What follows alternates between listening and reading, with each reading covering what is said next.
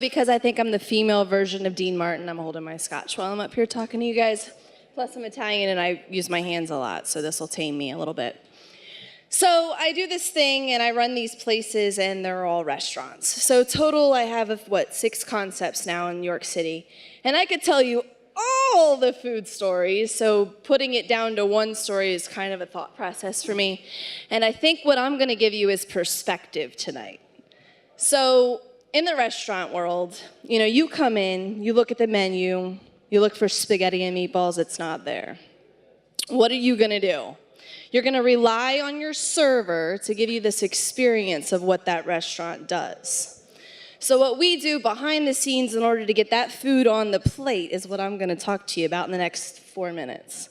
And Heather touched base on this as the asshole customer, so I'm gonna talk to the asshole customers out there. So what happens is, we go from a seed to the plant to the plate. And it takes a lot of work to do that, right? So there's a farmer that's growing these vegetables and these fruits, and then it gets through the distributor, and they're making sure they pick the right ones to send to the restaurant. And then the chef comes up with the perfect plate with this vegetable, and then it gets plated, and then it gets eaten by the consumer. So in order to get it there, we have to have a photo shoot plan, a menu development plan. We have to have all kinds of motivational speeches with our servers. We have to make sure the guest knows what's going on in the restaurant. We have to have a calendar planned a quarter ahead of time. We have to have specials in order to be able to drive the business.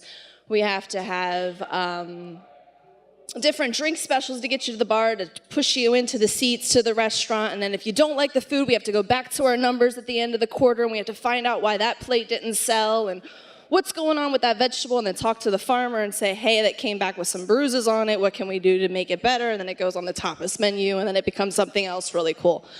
So what you're eating on that plate takes about 6 months worth of development, from the seed to the time it gets to the plate. So the next time you eat a dish, you can't stand it, think about how much work went into that.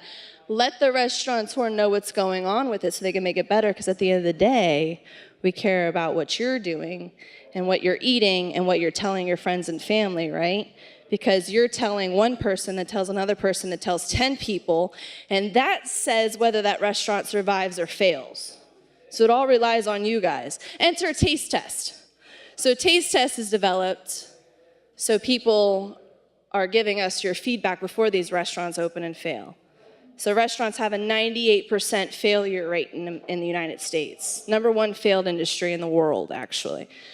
So all of these little things that need to be hit before you actually make the plate aren't being hit. It's people saying, hey, I want to cook, and then they cook, and then people don't like it, and they don't come back. So Taste Test is developed for this community as the first one that we're probably going to franchise nationwide right here in New York City, to be able to conceptualize an idea from the farmer to the plate and knock down everything. So, perspective. Not necessarily the gory food stories that I could tell you about that one time we got that whole pig in and we cooked down its brains, and people in New York were like, what is this sweetbread stuff? And then we cooked its snout down because we don't waste anything in the kitchen type thing. Or that time we served squid ink pasta and people were like, what? Black noodles? It's squid ink and it makes black noodles, and you mix it with some mussels and some calamari and it's pretty cool. Or that time, I don't know, you develop another concept because you can type thing.